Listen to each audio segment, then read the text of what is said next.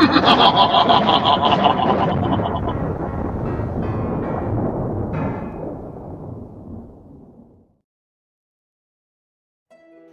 there, scary story fanatics! Welcome back to Cleaving Thought from Bone with your host, Sociopathic.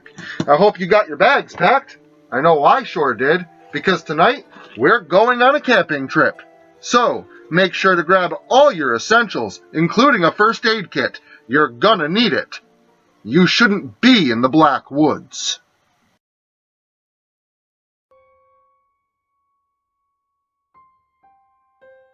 Opening his eyes, darkness still pervaded.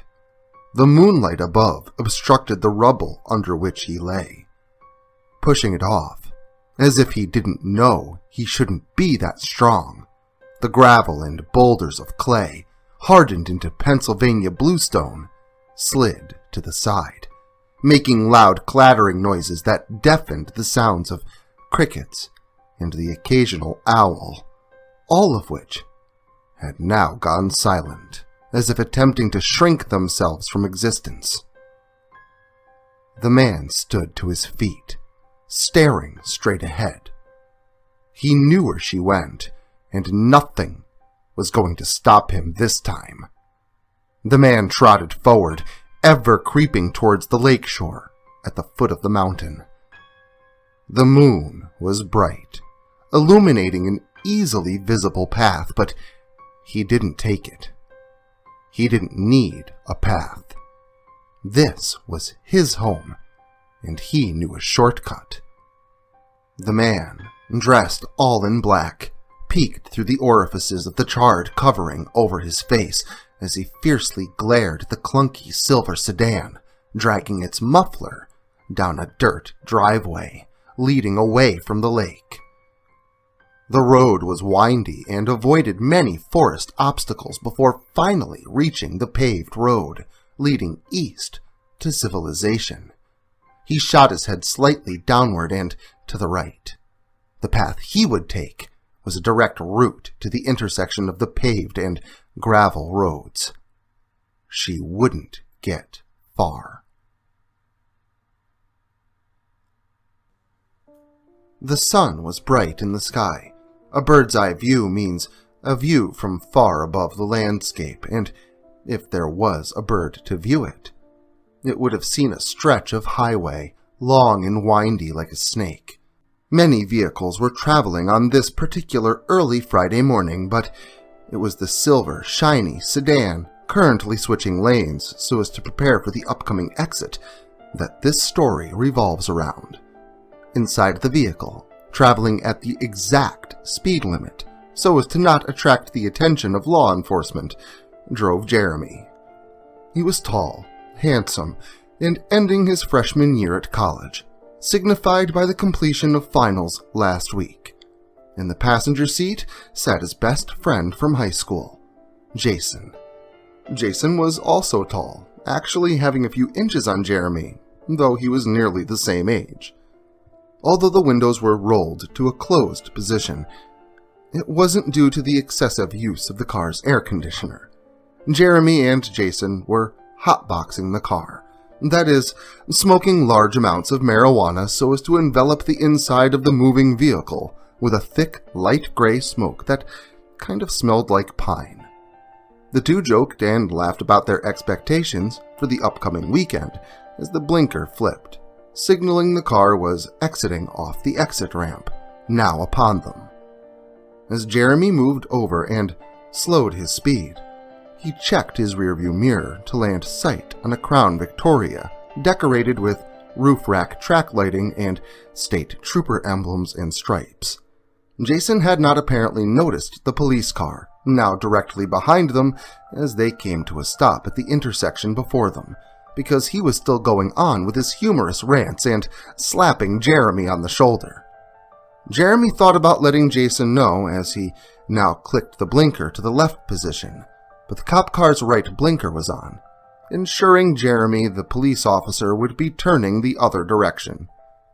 After looking both ways, checking for traffic, Jeremy pulled the silver sedan out into the road, leaving the cop now going the other direction and far behind them. as Jeremy let out a sigh of relief. He was satisfied with now having something else to discuss for the next couple of miles to Devon's apartment, or pad as he called it. Without obstruction, the two pulled into place on the side of the street and called Devon on his cell. Devon simply picked up and said, "Yeah, I see," before giving a quick hello, assuring them that he and Alicia would be out promptly, and ended the call. Even though the windows were now wide open, and the pair in the front each had a lit cigarette, Devon and Alicia both instantly commented on the reek of Kind Bud inside of the car.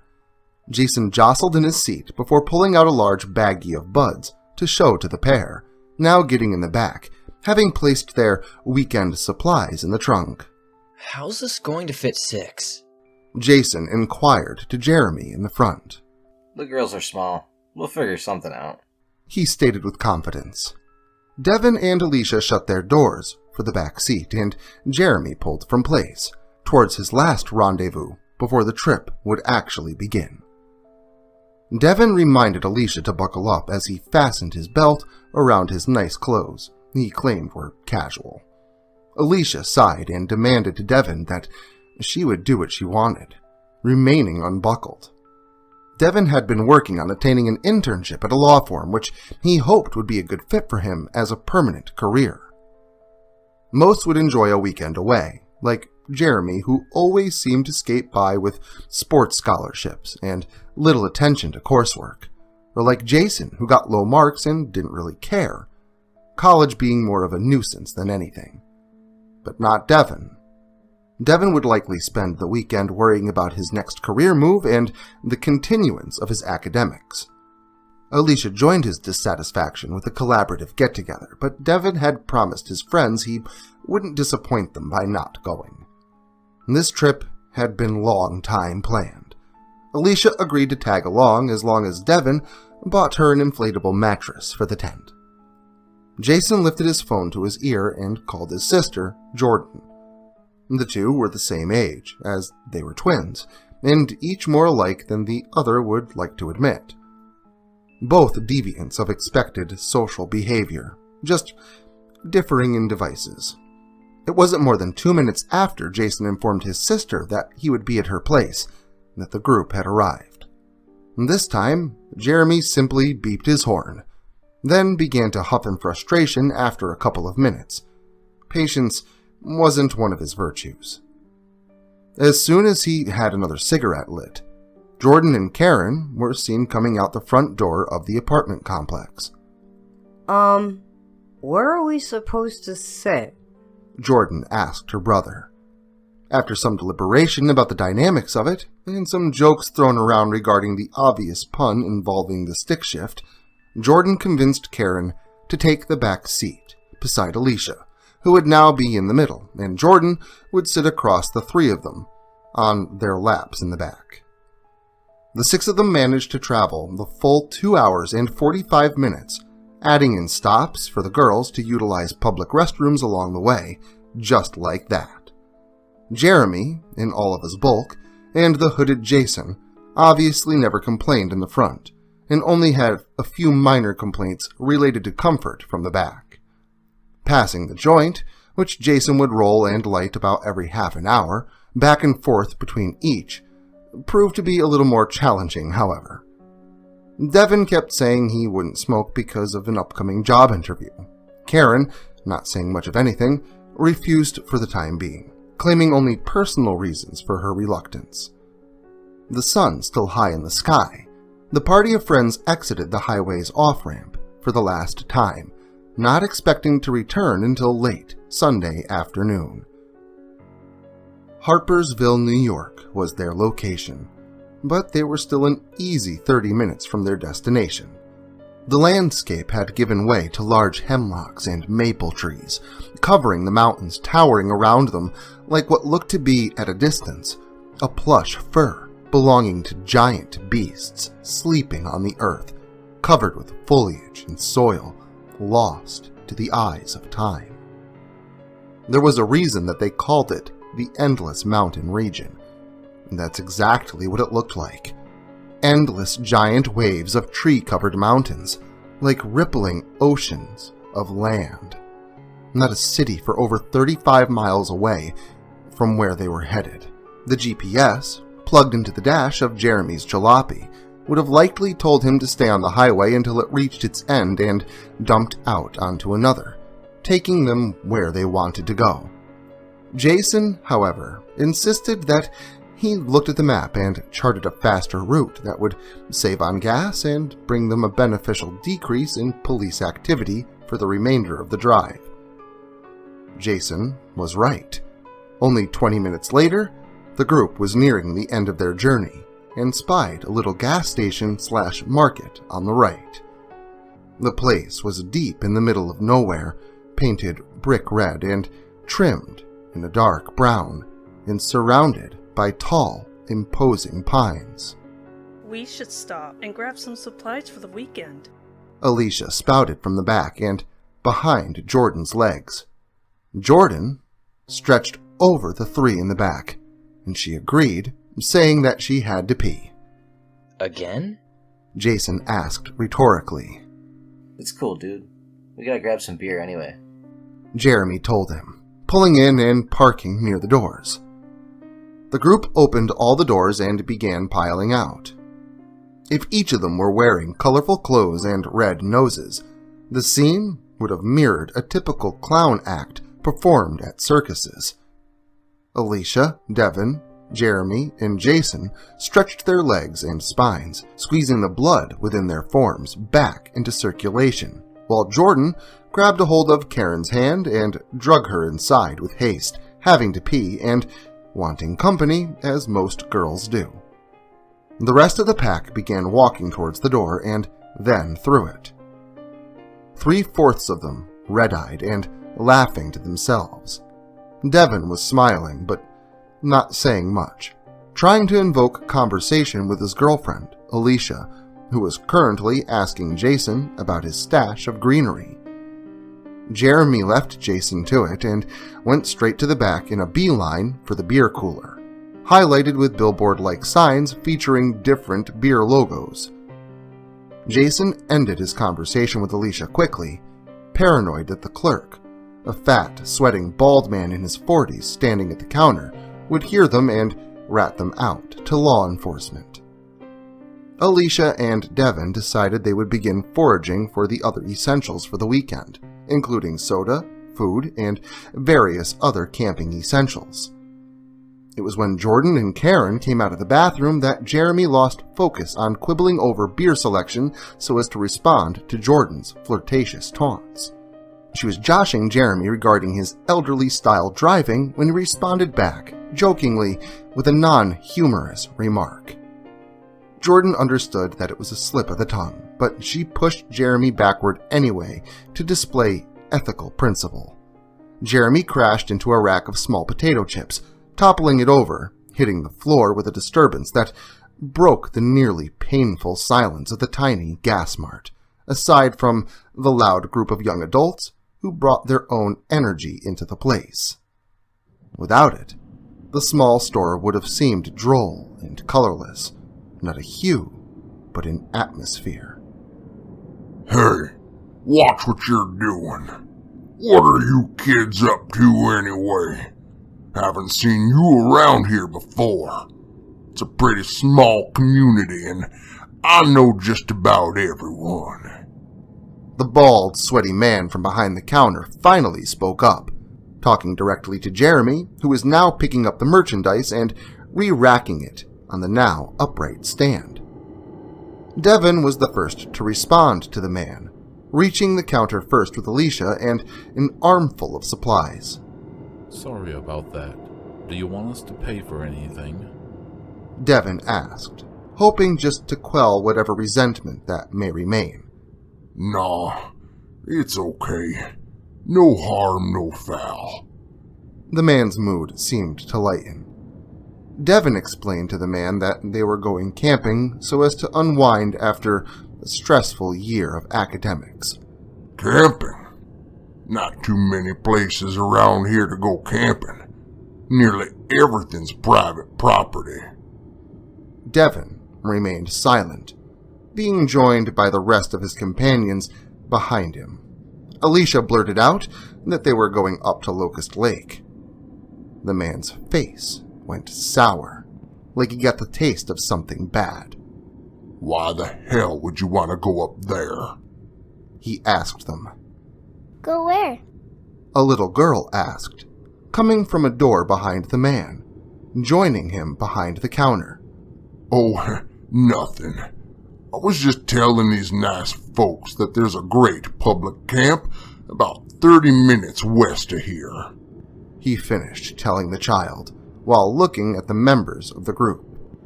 Each member of the party looked at one another. Jeremy, Jason, Alicia, and Jordan chuckling to themselves behind their breath. Devin and Karen looked on in confusion, lost in thought, while the man bagged the items and returned Devin's change, who had paid for the whole lot of everything. Everyone was so busy talking to one another as they walked out the door, no one really noticed that he didn't even bother to ID them. Jeremy and Jason talked about how what the man had said made no sense. He couldn't have been talking about Locust Lake, as the camp was less than 5 minutes up the road now, a mere 4 miles away. Shrugging, and most of them making generalistic, stereotypical statements about the clerk, the group loaded themselves and supplies into the vehicle and headed north to Locust Lake. The path toward the lake was a single, windy dirt path that trekked up about halfway up the mountain. The road itself wasn't marked with a sign, making navigation for the unprepared difficult. Immediately, the isolation of where they were began to set in, as small, overgrown hiking trails could be made out on the side of the road just after the turnoff of the pavement. There was no vehicle to be seen, only 3 seemingly uninhabited houses along the way. Only a couple of miles in, what looked like to be a crude homemade sign made with words, Locust Lake, being smeared across the wood substrate, came into Jeremy's line of sight, on the left of the road. Below the black letters was a coinciding black arrow pointing left. Once about 10 feet away, the slightly steeped, rocky trail leading up to the camp was revealed, the sign at its mouth. Jeremy stopped the car before making the turn, looking at and up the path. There's no way we're making it up there. Jeremy stated with pessimism, staring at the trail that was clearly made for a 4-wheel drive vehicle. Sure we will. Come on, man. We can't park here. Jason told him, not caring about a car that wasn't his. Jeremy put his foot on the gas pedal and began crawling up the hill. About 35 feet in, a loud banging and scraping rocked the interior of the car. They had almost certainly bottomed out. Hearing the dragging from beneath the floor, damage was recognized by everyone inside. Determined to reach their destination at last, Jeremy decided to just check it when he got out. As the nose of the vehicle came up over the curve of the current hill, the camp and lake came into sight. The lake, nearly small enough to be called a very large pond, was placid and serene. The edges of the shore on which they were skirting was littered with cabins, popping up within the tree line opposite the lake from the road. Cabins like large growths of the forest, made of the same materials that surrounded them. They had left early, and it was only about 1:30 in the afternoon, but not a single vehicle or individual could be seen enjoying the mountain air beside the lake. The camp looked empty. The cabins had to be rented. Jason found that out after a little research. They all decided a cabin was way too expensive. Plus, reservations would have to be made well in advance, as the groundskeeper apparently did not live on the property. Camping in a tent site, however, was only $10 per night and payable via the large metal box at the front gate, along with a piece of paper with a map and a nearly empty list behind it. A list for the individuals to sign in under which tent site they had chosen to stay at. Staring at the list, Jeremy noticed that no one else was here. Happy with the notion of having the camp to themselves for the weekend, and the method of payment being the honor system, Jeremy drove by without depositing anything into the metal box. Pulling into place at Tent Site 3, adjacent to the waterfront cabin, everyone began to once again pour out of the sardine can-like car, and those who had them checked their phones. Good cell service wasn't to be expected, but a working cell was always great to have for an emergency. Everyone laughed with glee, discovering that Alicia's phone was the only one that had signal. It was a simple Nokia phone, but it had full bars. Everyone laughed heartily at the obvious irony of it, except for Jeremy, who was now examining his now hanging muffler under the car, dislodged from place as a result of the added subsequent weight of the passengers and camping essentials. Jeremy let out his frustration by shouting one blatant curse before resigning himself to enjoy the weekend and worry about it later. He took a moment to stop and, taking in the beauty around him, something each one of them was doing at the moment, he felt a little better. The sun was high in the sky, birds chirping from nearly every direction. The view of the nearby mountains was absolutely breathtaking. The only thing that seemed a little off about the area was the lack of people. On such a beautiful day, one may expect to see a campground alive with at least some individuals enjoying the bounty of nature, but the group just topped it up to the recent onset of comfortable weather, having just been after Memorial Day. Besides, it's not like the road to camp was easy to find, and reason for avoidance was understandable, in light of the record number of disappearances in the area, most of which taking place decades beforehand, the occasional person vanishing without a trace. This is why Jason insisted that the group camp here. There wasn't much hesitation from anyone. Most of them were thrill-seekers anyway, and the ones that weren't, well, their concerns were cast away by a belief in separation in time rather than space, giving them all a false sense of security. Camp was nearly set up, tents built and beers cooled in ice. It wasn't long before everyone agreed to take a hike. Packing up cans of beer and rolling joints for the way, Jason didn't notice Jeremy's keys fall from his backpack. Devin came by soon after Jason and walked away and placed the car keys on the wooden table, nailed to a nearby tree trunk and supported with long logs in the front, serving as legs. Looking at a large, worn and faded painted sign, the trail they would take was relatively simple, straight up the mountain to an abandoned rock quarry. As if the steep incline wasn't bad enough, Jason only made matters worse, lighting and passing yet another marijuana cigarette. Devin and Karen finally caved. Karen, due to a little peer pressure from Jordan. She had smoked before, but hadn't done so in a long time. She figured they were far enough into the woods so as to not be caught. However, it wasn't long before everyone had to stop and catch their breath, only about a third of the way up the trail. Look, dude, bear shit. Jeremy pointed out. Jason made a crack about bears shitting in the woods before Alicia asked how the hell he knew it was bear shit, passing the joint and still breathing pretty heavy. He told her that he had seen some nature show on Survival and recognized it. Karen told them they should hang their food in a bear bag. Nearly everyone stopped and looked at her confused.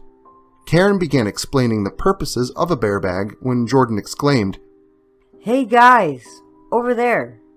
Pointing to something behind a nearby thicket of tall weeds. Everyone stopped listening to Karen and focused on whatever it was that Jordan was talking about. Look, it's a trail over there. It's hard to see because it's all grown over, but I'm sure of it, she explained. Jeremy and Devin iterated to her that there was no trail to the west on the map, but Jordan persisted, telling them that that's why she was curious. Why was there a trail that had been left to be reclaimed by nature and eliminated from the map? Devin protested, telling them they should stay on the trail and to not get lost. But Alicia flowed with the rest of them. Devin had no choice but to follow. The party bushwhacked about 10 feet through the brush before it opened up into what looked like an abandoned four-wheeler trail, obscured by forest life, through what seemed like an age. The trees just down the hill seemed to be darker than the rest. Trunks a thick shade of dark brown, and the canopy blockading the pervasive light of the sun. The trail leveled off as it came around the horn of the mountain, ending in a large clearing, also thick with plush thistles and grass. The area was flat, except for what seemed like two large mounds covered in the same flora that surrounded them. Jason sat on one of them and proceeded to open the backpack and take out a beer. Cracking it open and taking a long sip, Jeremy asked for one. Jason sat the beer beside him and reached into the backpack for another.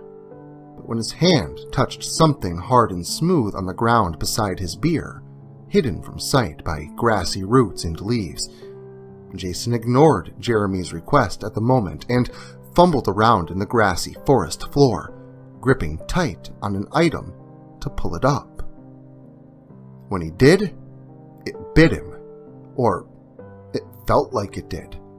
Jason pulled his hand up quickly and inspected it, only to find a tiny cut on his finger, leaking the smallest amount of blood. Jeremy ignored what he was doing and, once again, asked for a beer of his own. Alicia and Jordan chimed in as well. Jason handed Jeremy the entire bag as he stood to his feet, turning around and now digging more carefully into the forest floor. Dude! He said as he pulled the object free.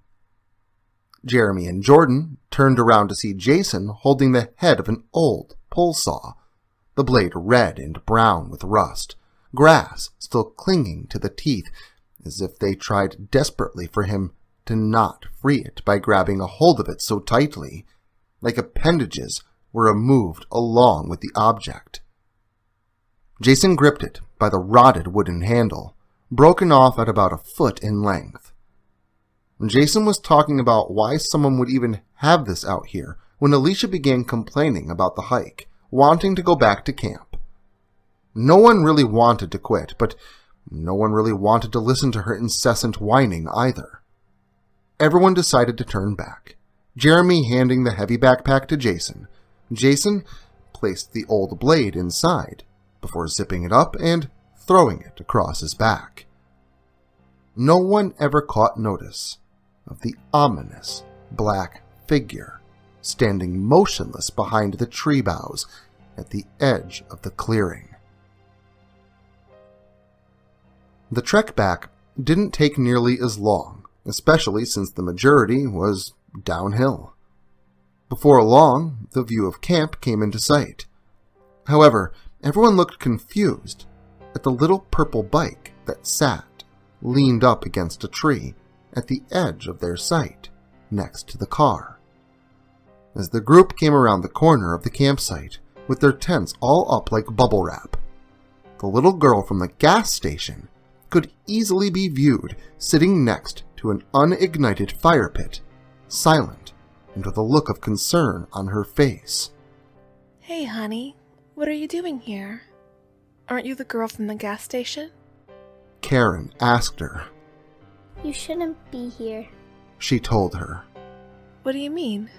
Karen asked, speaking for the rest of them. I can't stay long or he'll notice I'm gone. Karen realized she must have left right after they did, so as to make it this distance on bike in such a short amount of time. You shouldn't be here. People die here. No one likes to talk about it. She implored everyone. They all started in with questions, but the little girl gave the same generic answers as she made her way back to her little purple bicycle and climbed on top. I just had to know I tried. Please leave now. Were her last words before pedaling down the long, windy, rocky path towards civilization. Jordan told Jeremy that he should probably try and catch her to see if she wants a ride. Jeremy grabbed the backpack from Jason, asking for the keys, when Devin told him that he had put them on the table. Jeremy looked on the table's top, and the keys were not there. Dude, there's no keys in here, man.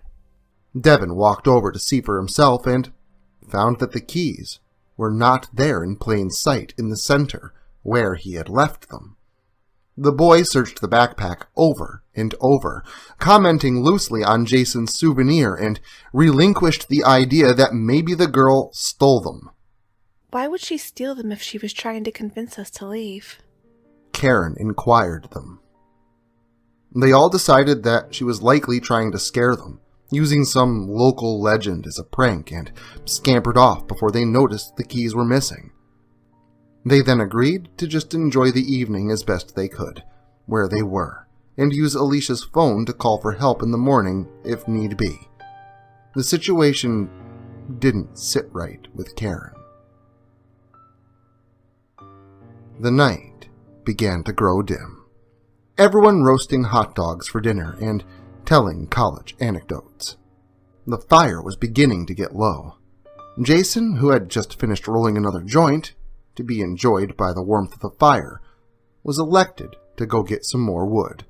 Fine, I'll just take this with me, he said, throwing the backpack full of beer over his shoulder. Alicia jumped up, asking him if she could tag along so as to partake in the drug with Jason. Devin, nearly asleep from his beer buzz, opted out and stayed by the fire. Once they were a good distance away, the fire seeming like nothing more than a lighter in the distance, Jason lit the joint and passed it to Alicia. He turned to give her the joint, and was greeted with her both grabbing the joint and his crotch. Jason looked around, making sure Devin wasn't watching. Don't you think Devin will be a little upset? He asked her. Alicia assured him that he wouldn't care if he didn't find out. The two dropped the joint on the forest floor and began making out hot and heavy. It wasn't long before each lost the lower portion of their clothes, and Alicia went to turn around and hold on to a nearby tree. Nobody would hear their 12 minutes of fun. No one they were currently worried about anyway. The black figure in the woods stood just out of sight, cloaked in the darkness of night. With a groan, Jason finished up with a childlike enthusiasm. He began thanking Alicia for the good time when she turned back around to look at him. When she did, she failed to land eyes on Jason and focused on the monstrous man standing tall behind him. Jason noticed Alicia's eyes growing wide and face turn a shade of light gray as she trembled, staring intently at the charred piece of cloth covering the man's face, only his fiery, rageful eyes peeking through the holes outlined in black and staring back at her. Jason began to slowly turn around, but before he could, the monster grabbed a hold of Jason's head by the eyes and plunged his fingers deep into the sockets. Alicia noticed the man never broke gaze with her as he began to pry apart Jason's skull with his bare hands, blood spurting like red geysers from Jason's face. Jason never got a chance to scream, but Alicia screamed for him, still unable to grasp the seriousness of her reality, mind reeling from the horrific images of which it was still attempting to process. She screamed and the beast dropped Jason to the floor with a thud amongst the sounds of leaves rustling and twigs snapping. Alicia turned to run away, but the creature grabbed her right arm to pull her back. She tried to fight him off, but the beast then grabbed her left one from behind. He forced Alicia face first onto the ground, into a large pile of bear shit. She gurgled and gasped, desperately trying to catch a breath through fecal matter as the man kneeled upon her back and began to force her arms upwards in an unnatural way behind her. Alicia went to let in a big inhale of air for a scream and was only met by the bitter taste of chunky bear stool. Gasping and choking in fear and anguish, she screamed a shit-muffled yell as her arms snapped in unison, underscored by the large cracking noises of appendages being ripped from their sockets. The black figure then held her face in place until she stopped moving. It wasn't until he was convinced that she was dead did he crush her skull into the earth with his worn-out, muddy boot. Before leaving, the man bent down to inspect the backpack Jason had dropped in his lustful state. The beast eyed the rusted blade, now firmly placed in the grasp of his right hand. Did you hear that? Jordan asked, hearing a faint scream from somewhere off in the pitch-black forest. Jason asked her what, hearing nothing. Karen was changing in her tent, and Devin was in and out of consciousness, back leaned against a fallen tree, only feet from the fire.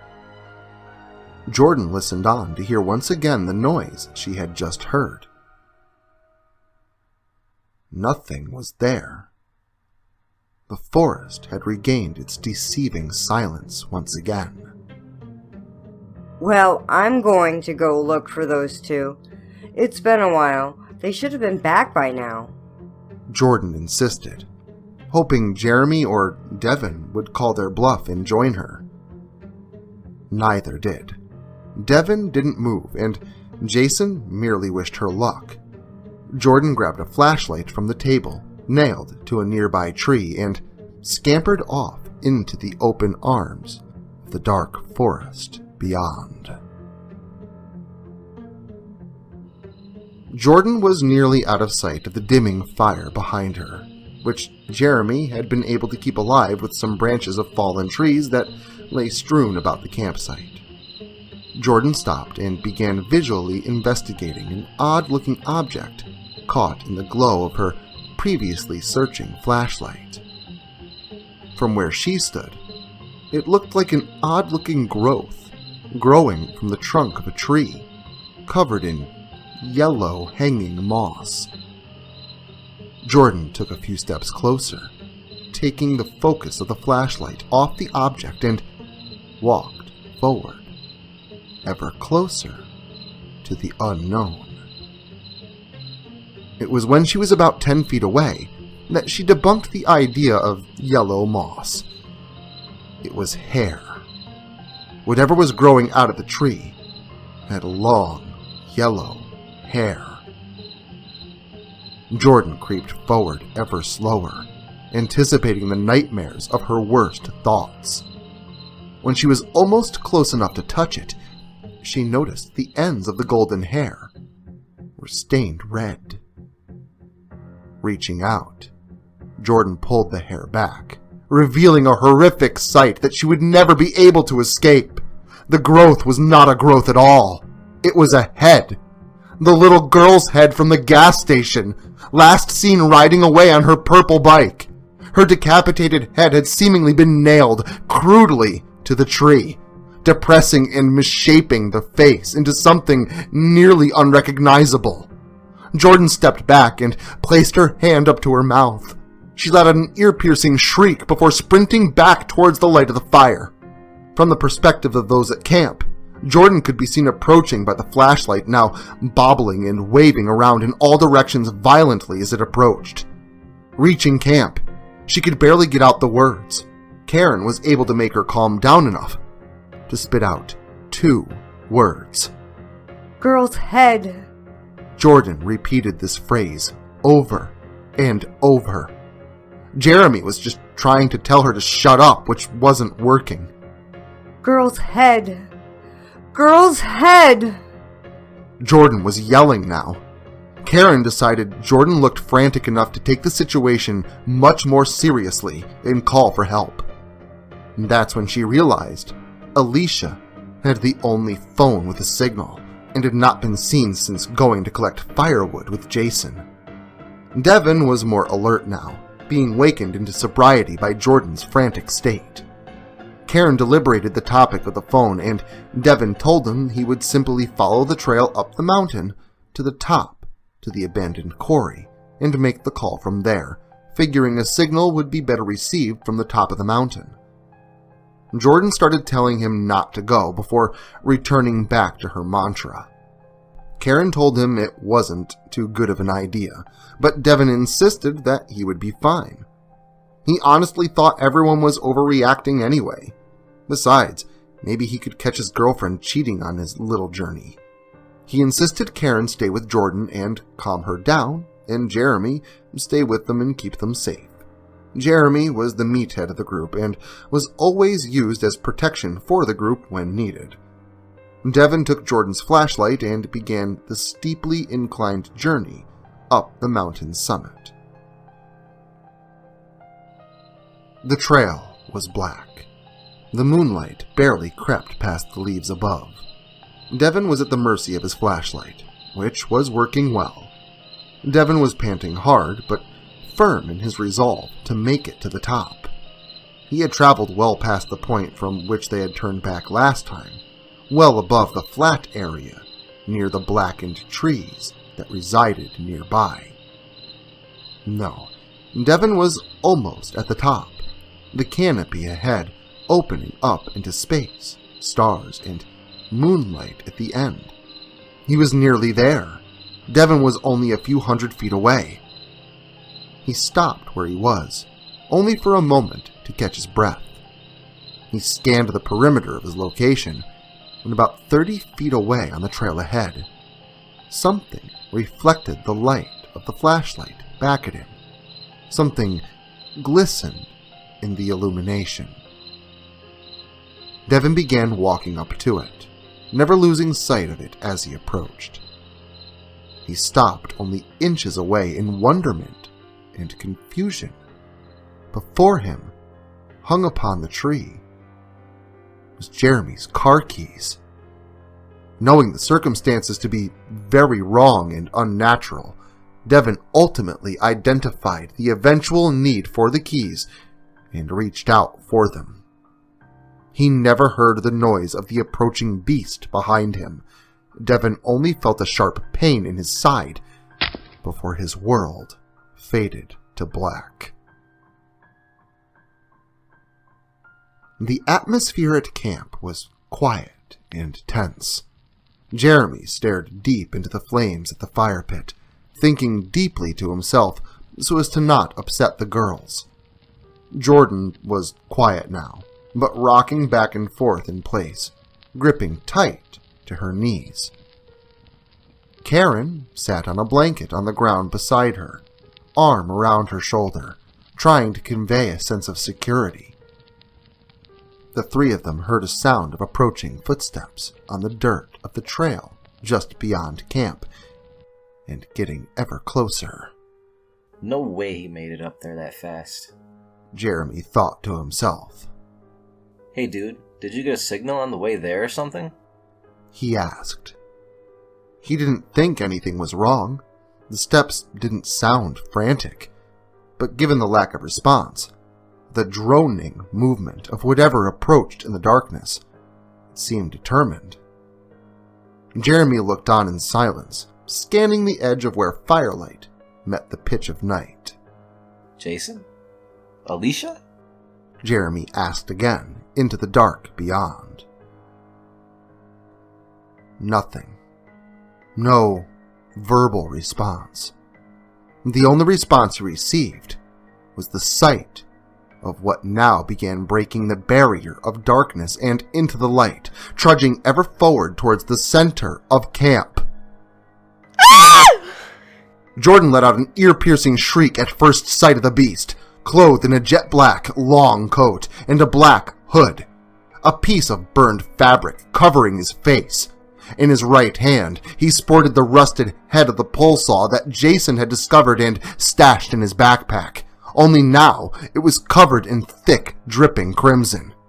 Karen stood to her feet, prepared to run as Jason let out a quiet "what the fuck," paralyzed in place, too terrified to move.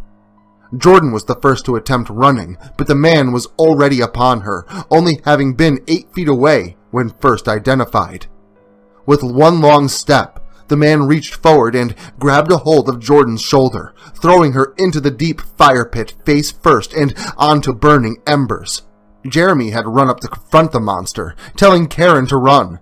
Karen did as she was told before the monster forced Jeremy into the pit as well, forcing Jordan back down in, despite her attempts to get free. When Jeremy went to get off of her and climb out of the pit, the man buried the pole saw into his face, only releasing it when Jeremy fell back onto Jordan for a final time. The dark figure left camp to chase after a now fleeing Karen, leaving a screaming Jordan to futilely attempt over and over to release herself from underneath Jeremy's dead body, holding her in place. She had stopped screaming before the man gripping the dripping pole saw was out of sight. The woods were dark. Karen had only the feel of her feet to guide her. The trail to the top of the mountain was a straight path, and easy enough to follow, even in the dark. But the ominous presence of a madman and the steep incline was making her heart pound to near arrest and making her veins feel as though they were on fire. She ran, kept running. It didn't matter how much it hurt. She either would make it or die trying. Literally. She was going to try and follow Devon's path, make it to the top of the mountain, and use her phone for help, hoping it would have signal there. Hopefully, she'd be able to hide long enough until help could arrive. It wasn't much of a plan, but it was all she had left. Finally, Karen approached the clearing in the canopy, signaling the mountain's summit. She instantly recognized the change in scenery upon entrance. The forest had been stripped away, along with most of the soft earth, leaving only piles of broken stone and shale. Karen reached into her pocket, scrambling for her phone. When she felt a forceful grip on her, she struggled and flung her body around, managing only to pull herself free by forcing herself out of his hands and onto the stone floor only feet away from a steep drop-off, which was meant for the disposal of unwanted stone.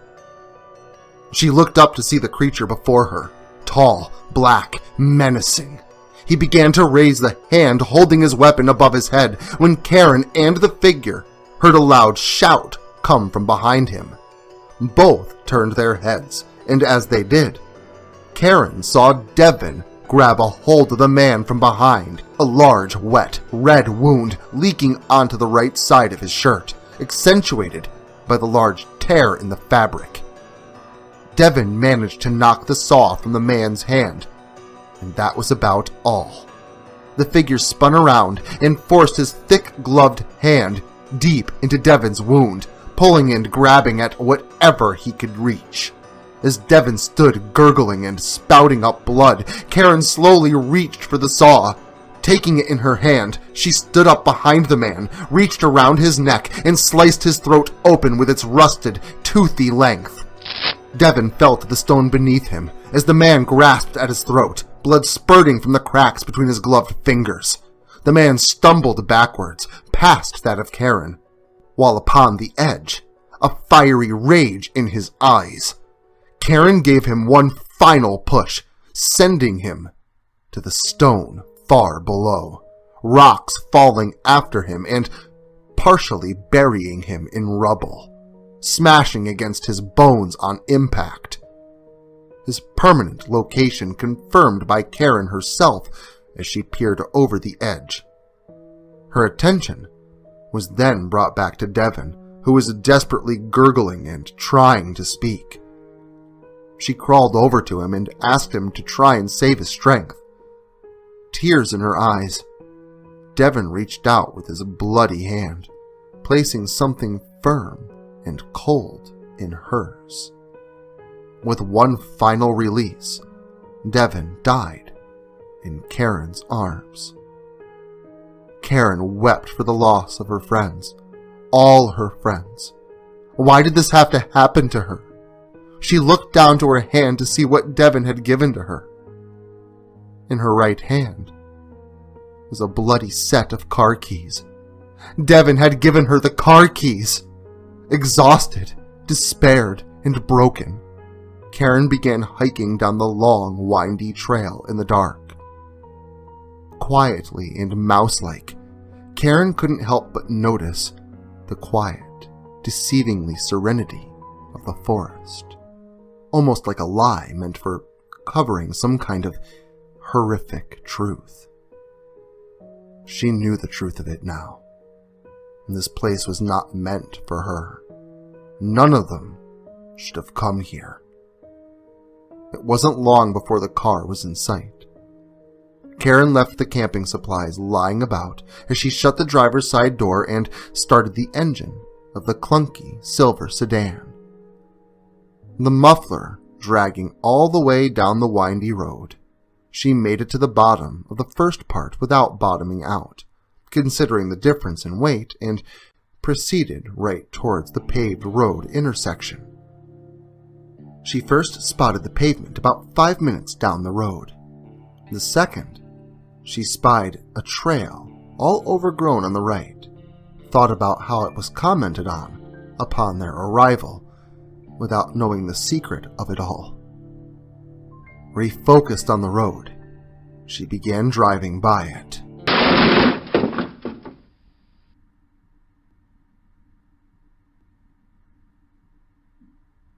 The police discovered the camping supplies strewn about the camp. The car was found abandoned, windshield and driver's window smashed out. Blood covered the interior of the vehicle. Foul play was certainly evident, but no corpses were ever located. The police went through the motions, searched the woods and nearby areas, but in the end, it would all add up to another part of a local legend that nobody wanted to talk about.